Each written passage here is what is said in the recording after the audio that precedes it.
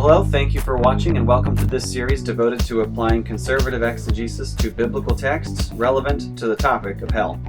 Since hell is an English word and not Hebrew or Greek, and since it may or may not correspond to a variety of different Hebrew and Greek words, and especially since theology is not done best at a mere word level, this study will focus on answering a broader question. Instead of just asking, which verses have the word hell in them and what do I think they mean, the question should be, what view emerges when one asks the question, what does the whole counsel of Scripture say about what happens to the unrepentant, unredeemed wicked? After all, if you think of it, if one of the main messages of Christianity is that Jesus saves, then we should know what he saves us from.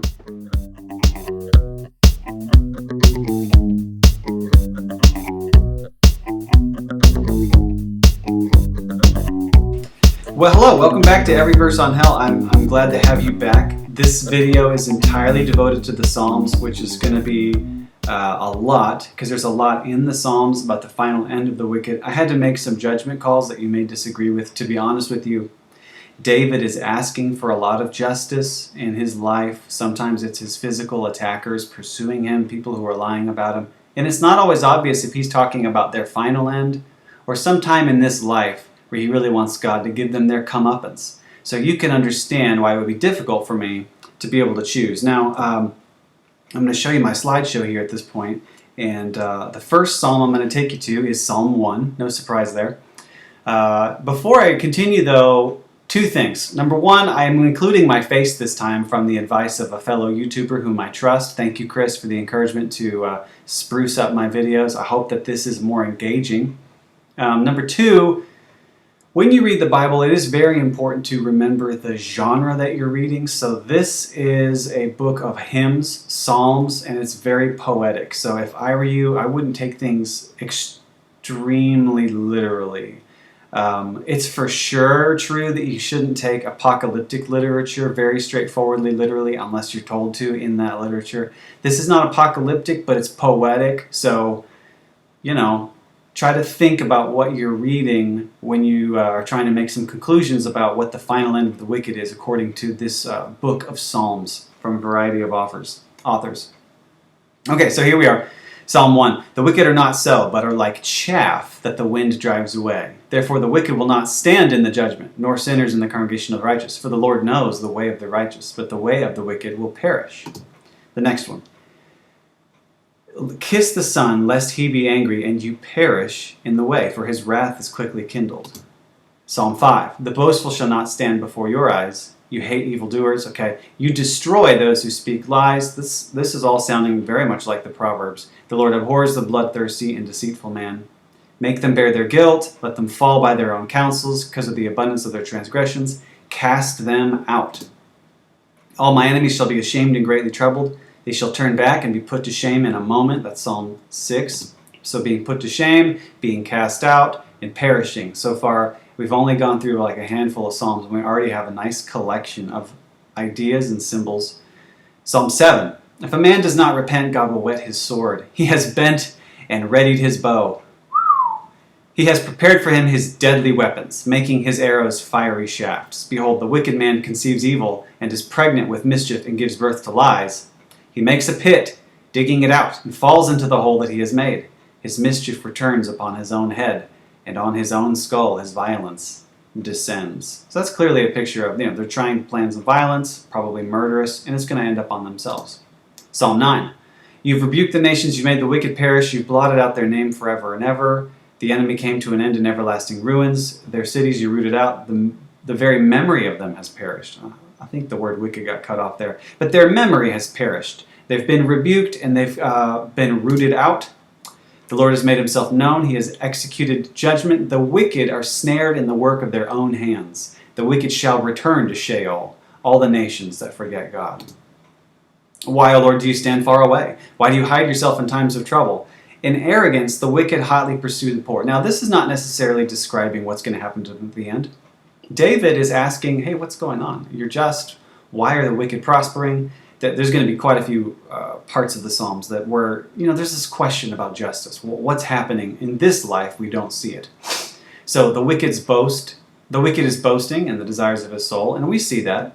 often in our own lives. The greedy one, okay, so the one greedy for gain curses and renounces the Lord. In the pride of his face, the wicked does not seek him. All his thoughts are, there is no God. Okay, so we all know people like this, and yet they're still prospering, and God hasn't cut them down yet. Psalm 10:5. His ways prosper at all times. Your judgments are on high, out of his sight. For all his foes, he puffs at them. He says in his heart, I shall not be moved. His mouth is filled with cursing. He sits in ambush in the villages. Okay, he's lurking, and the helpless are crushed. Then it says, he says in his heart, God has forgotten. He has hidden his face. He'll never see it. So here's this prayer for justice. Arise, O Lord, lift up your hand. Forget not the afflicted. Why does the wicked renounce God? But you do see, for you note mischief and vexation. So the psalmist is saying, okay, God does see what's happening on earth. So he's asking, break the arm of the wicked. Call his wickedness to account. Then he reminds himself and declares, the Lord is king forever. O Lord, you hear the desire of the afflicted. You will incline your ear to do justice. The question is, when is that going to happen? Okay, Psalm 11. The Lord tests the righteous, but his soul hates the wicked and the one who loves violence. Let him rain coals on the wicked, fire and sulfur, and a scorching wind shall be the portion of their cup. Cup imagery is going to come up later, but raining coals, fire and sulfur, that kind of reminds us of Sodom and Gomorrah. If you haven't seen that video, go check it out. It's earlier in this playlist. Okay, now we're skipping ahead to Psalm 21. Your hand will find out all your enemies. Your right hand will find out those who hate you. You will make them as a blazing oven when you appear. A blazing oven. We're going to see that in prophetic literature later. The Lord will swallow them up in his wrath, and fire will consume them. Okay. You will destroy their descendants from the earth and their offspring from among the children of man. Though they plan evil against you, though they devise mischief, they will not succeed. For you will put them to flight. You will aim at their faces with your bows. Do not sweep my soul away with sinners, nor my life with the bloodthirsty men. Here's just sort of a reference to what it would happen if God was not merciful. He would sweep the psalmist away, like he does for the sinners. Do not drag me off. Here's that kind of imagery again. Sweeping away, drag me off with the wicked, with the workers of evil, who speak peace with their neighbors, okay, while evil's in their hearts. Give to them according to their work. Give to them according to their work. Okay, right. Because they do not regard the works of the Lord, he will tear them down and build them up no more. Psalm 34. The face of the Lord is against those who do evil, to cut off the memory of them from the earth. So there's a sense in which they'll be forgotten. Does that mean now, before the final judgment, or after final judgment? It's not always clear with the Psalms. And let's not pretend it's as clear as we want it to be. Psalm 36. There the evildoers lie fallen, they are thrust down, unable to rise. Again, now, in general, or post-resurrection and judgment. It's not clear.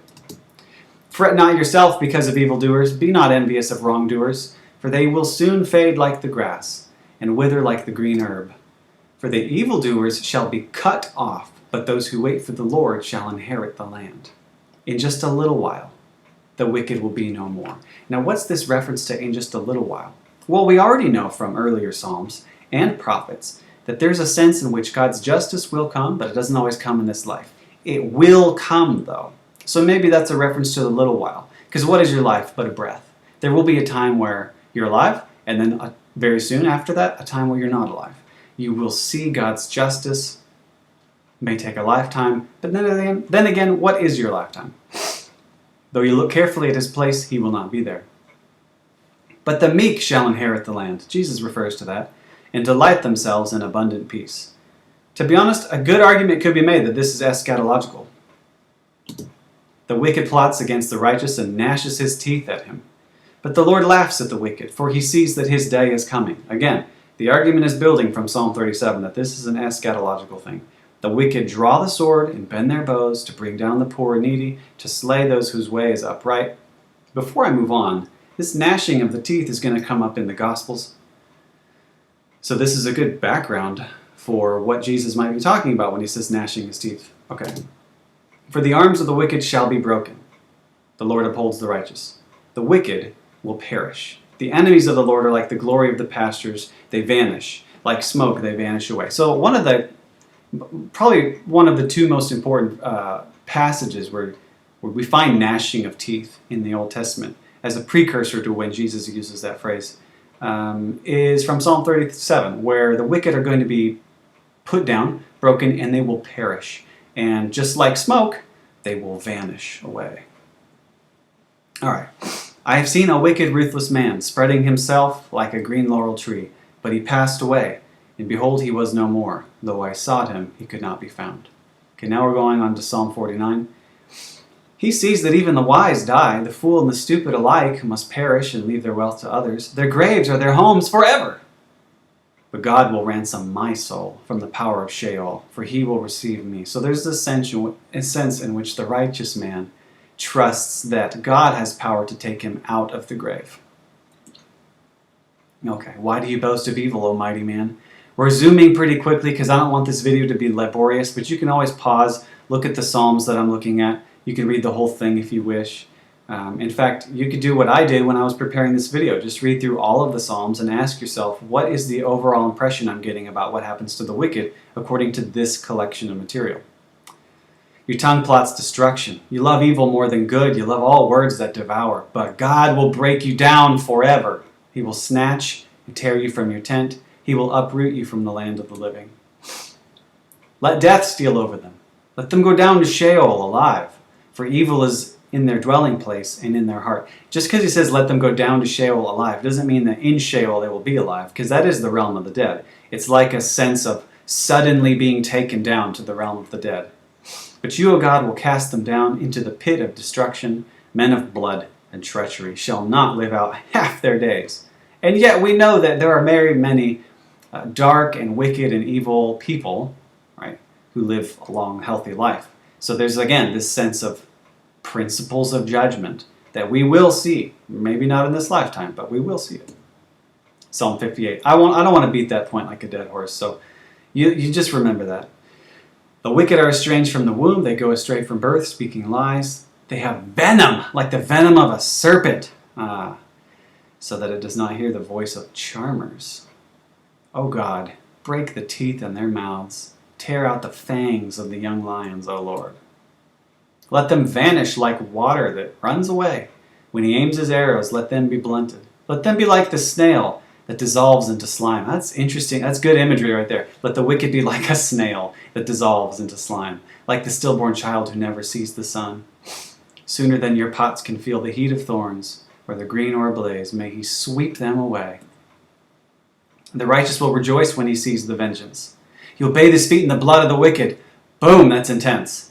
But you know, if you're being pursued and lied about and followed around by your enemies with swords, I mean, to be honest with you, when you're venting to God about all your frustrations and you're making requests, I'm sure they would sound intense too. Psalm 64. Hide me from the secret plots of the wicked, who whet their tongues like swords, shooting from ambush at the blameless. They hold fast to their evil purpose. They say, who can see? Okay, they search out injustice. We've accomplished a diligent search. For the inward mind and heart of a man are deep. But God shoots his arrow at them. They are wounded suddenly. They are brought to ruin, and their tongues turn against them. All who see them will wag their heads. God shall arise. His enemies shall be scattered, Psalm 68. And those who hate him shall flee before him. As smoke is driven away, so you shall drive them away. As wax melts before fire.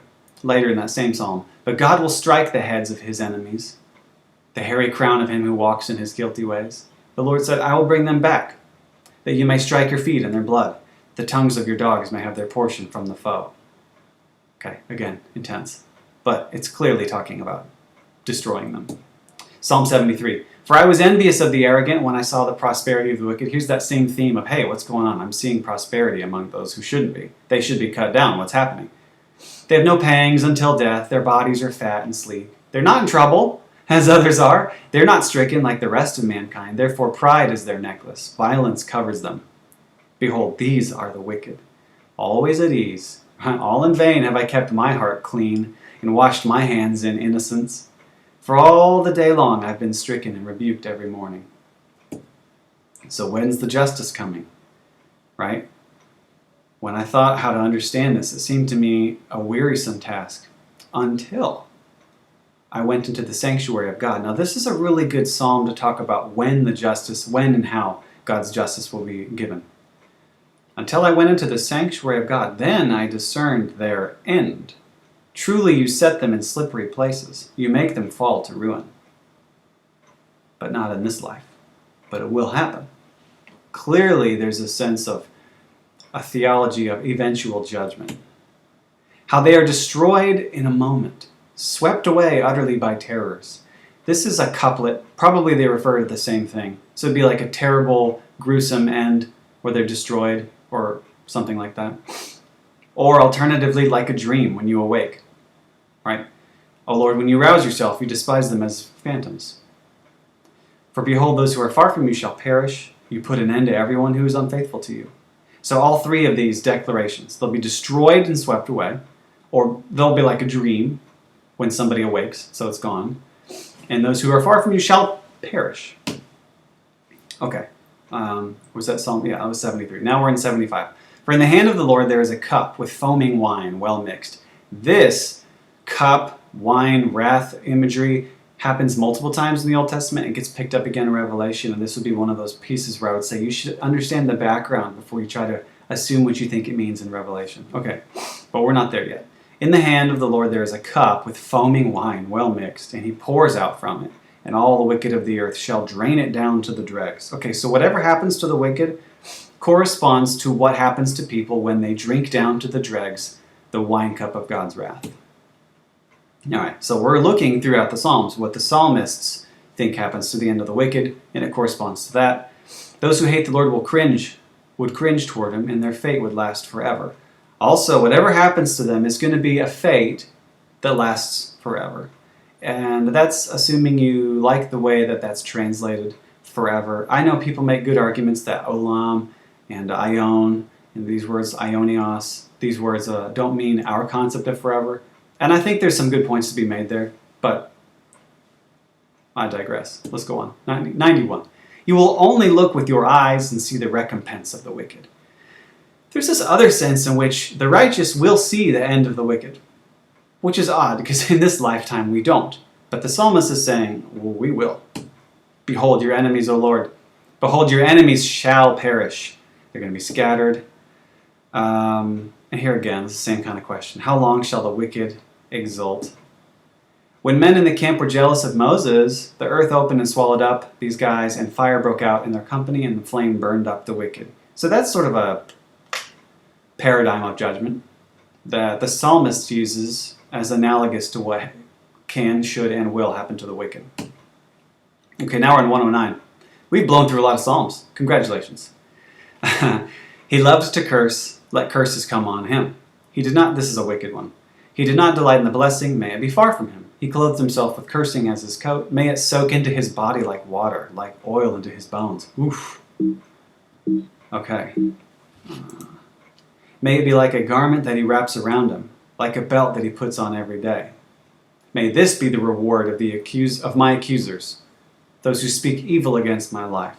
So sometimes if you ever feel like, man, this psalmist is getting too intense, just remember, these psalms capture a wide spectrum of human emotion, and you yourself, when people are acting evil against you, you have the freedom to express yourself to God with poetic and emotionally intense language, and that's included here. It's actually kind of a relief to read the Psalms and find in there not just Stoic philosophers making factual statements, but expressing their hearts out. Okay, now we're in Psalm 112. The man who fears the Lord, so you can get that from starting in verse 1. So he's distributed freely. Actually, 1 through 8, we're talking about the righteous one, the one who fears God. He's given to the poor. His righteousness endures forever. His horn is exalted in honor. I just skipped all that for time's sake. The wicked man sees it and is angry, and he gnashes his teeth and melts away. So this is another one of those places in the Psalms where there's gnashing of teeth. And so I'm relatively confident that when Jesus talks about gnashing of teeth in the Gospels, that this is a good background passage to look at. Okay, so there's a righteous guy. He's being rewarded by God. And then there's a wicked guy. He's going to see the reward of the righteous, and he's going to be angry. And he's gnashing his teeth, but he melts away. And the desire of the wicked will perish. So in other words, the gnashing of teeth to me has no indication of torture or pain but anger and resentment. But then he melts away. Psalm 119, 119. All the wicked of the earth you discard like dross. 140. As for the head of those who surround me, let the mischief of their lips overwhelm them. Let burning coals fall upon them. Let them be cast into fire, miry pits, no more to rise. So when they get cast down there, that's it for them. 145. The Lord preserves all those who love him, but all the wicked he will destroy. Okay, so we went through a lot. Maybe if you read through the Psalms, you would think to yourself, I would have included some other ones that Matt didn't, and I would have not included some of the ones he did. That's fair. But I think that the impression you get is overwhelmingly in one direction. The wicked will be swept away, cut down, thrown down, consumed by fire. They will perish. God will slay them. They will be killed. They will be like a dream. You wake up, they're not there. They're like a slug or a snail that gets, I don't know if you ever put salt on a slug and watched it melt away. They'll be like wax before fire. Their memories will be cut off. They will be no more. And so the psalmist says this is going to happen. We don't always see it in this life, but we will see it. So it seems like an eschatological thing. The wicked, when they get their judgment or see the judgment for the righteous, they'll be angry. They're going to gnash their teeth, but they'll melt away.